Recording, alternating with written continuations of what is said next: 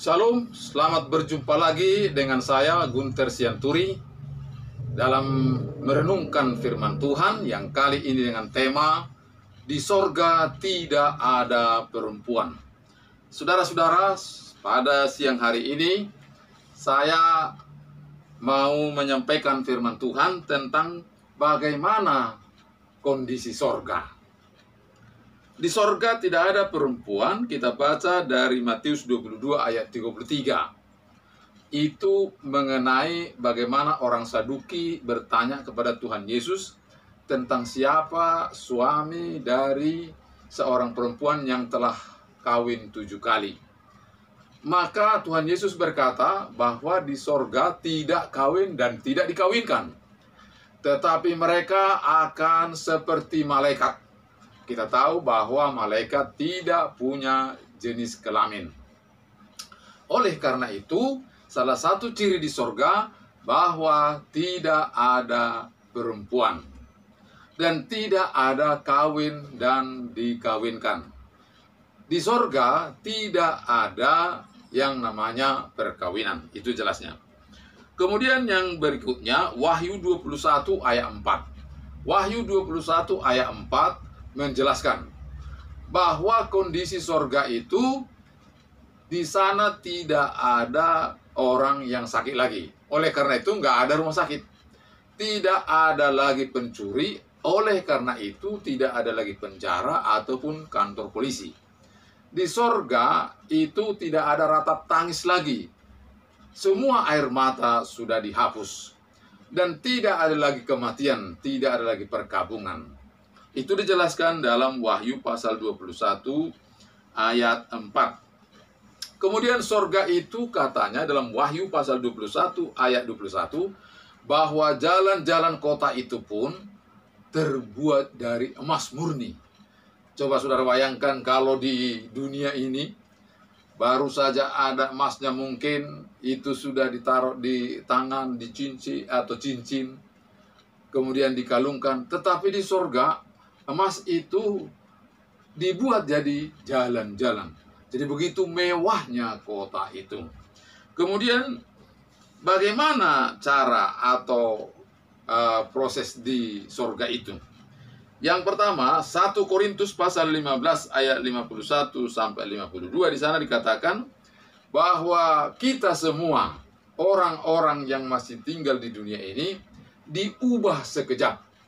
Jadi kalau ada orang yang sudah meninggal, mereka dibangkitkan. Dan orang-orang yang belum meninggal pada saat Yesus datang, itu diubah dalam sekejap menjadi tubuh yang tidak dapat binasa. Jadi kita sudah seperti malaikat tadi, tubuh kita pun menjadi tubuh seperti tubuh Tuhan Yesus, tubuh yang tidak dapat binasa. Tuhan Yesus setelah bangkit, dia bisa berjalan masuk ke rumah, sekalipun rumah itu tertutup. Jadi Tuhan Yesus tidak dihalangi oleh tembok. Itulah salah satu ciri dari tubuh yang tidak dapat binasa, atau tubuh yang kekal. Kemudian dikatakan dalam Lukas 16 ayat 22 sampai 23.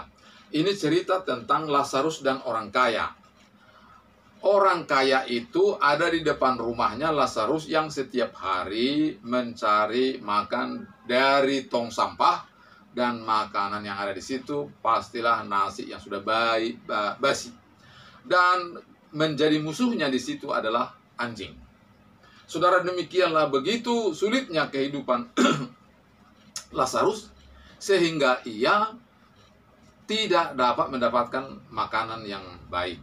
Dan karena ia badannya sakit penuh dengan borok, tetapi demikian pun ia tidak dijelaskan bahwa ia tidak mencuri dia. Oleh karena itu hidup dalam kebenaran. Dan orang miskin itu atau Lazarus mati, kemudian dibawa oleh malaikat ke pangkuan Abraham. Dan di sana dia senang, tidak ada masalah, tidak ada sakit penyakit. Tetapi orang kaya itu juga mati katanya, dan sementara ia menderita di alam maut, di dalam alam sengsara. Dan dari sana dia lihat ke atas dan dilihatnya Abraham dan Lazarus duduk di pangkuannya. Sementara ia menderita sakit ataupun panas, dan ia meminta kepada Lazarus supaya ia meneteskan air barang setetes dengan ujung jarinya ke lidahnya, sebab sangat panas sekali di tempat itu. Dan yang berikutnya dia meminta kepada Abraham supaya dia pulang karena masih ada lagi 3 lagi saudaranya, supaya diberitahukan bahwa di sini sangat susah. Namun Abraham berkata, tidak saudaraku, di bumi masih ada para penginjil, pendeta, dan apabila mereka mendengarkan itu, mereka juga selamat.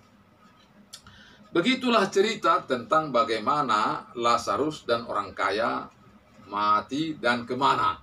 Orang kaya mati dan masuk neraka, sementara Lazarus mati masuk surga. Kemudian dalam Wahyu dalam 2 Petrus pasal 3 ayat 10, bagaimanakah nanti bumi ini? Saudara, bumi ini dikatakan dalam 2 Petrus pasal 3 ayat 10 bahwa satu ketika nanti kedatangan Tuhan datang seperti pencuri yang tidak dijelaskan kapan, maka nanti kondisi bumi ini akan dibakar dan hangus. Maka unsur-unsur dunia seperti zat-zat kimia, batu, besi, dan sebagainya itu akan hangus dalam nyala api, sehingga tidak ditemukan lagi langit ataupun juga cakrawala ini. Dan dikatakan di sana bahwa orang-orang yang di sana pun juga akan hangus kalau tidak percaya. Saudara, kalau kita bayangkan sekarang seperti ada hotel yang mewah, ada mobil yang mewah, tetapi satu saat itu semua akan dibakar sampai hangus. Saudara, itulah kondisi daripada bumi ini. Kemudian bagaimana caranya supaya kita tidak binasa, tidak masuk neraka, tetapi masuk surga? Saudara, rindu kita bagaimana supaya di bumi ini kita sekalipun susah, tapi kelak kita akan masuk surga. Sekalipun kita di bumi ini senang dan banyak harta kita, tetapi kalau kita tidak masuk surga, maka penderitaan yang paling ngeri kita hadapi ialah penyiksaan di dalam api neraka. Bagaimana penyiksaan itu? Dijelaskan dalam dalam Wahyu pasal 20 ayat 10. Di sana dikatakan bahwa iblis dan nabi palsu itu dilemparkan ke dalam api neraka dan mereka disiksa di sana siang malam sampai selama-lamanya. Jadi penyiksaan dalam api neraka itu selama-lamanya, bukan sebulan, bukan setahun, bukan 10 tahun, tapi selama-lamanya. Dan sakit penyakit di sana adalah segala bentuk sakit penyakit yang ada di bumi ini.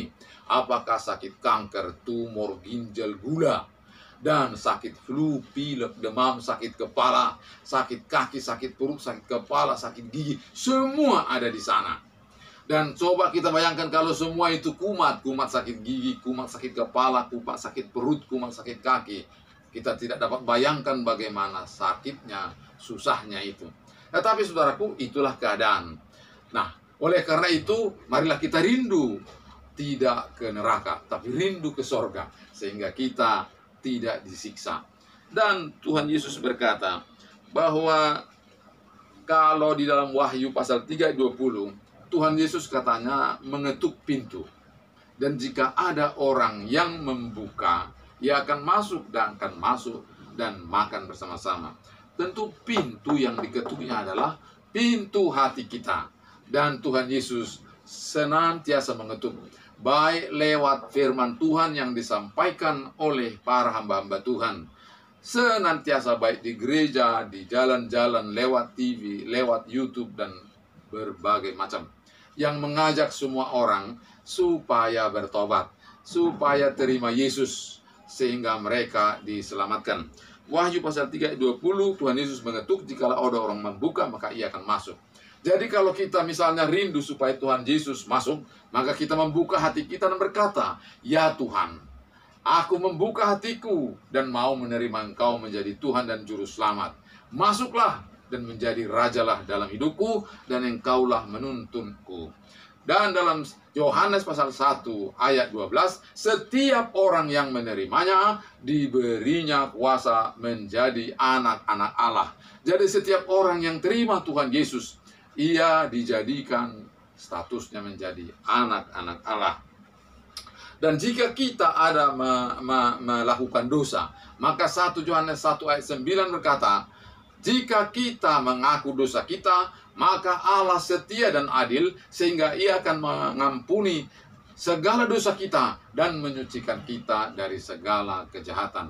Jadi Tuhan bisa mengampuni dosa kita tatkala kita sadar dan kita bertobat dan minta ampun kepada Tuhan. Saudara, demikianlah firman Tuhan bagaimana tentang surga dan neraka. Tuhan memberkati. Sampai jumpa. Salam.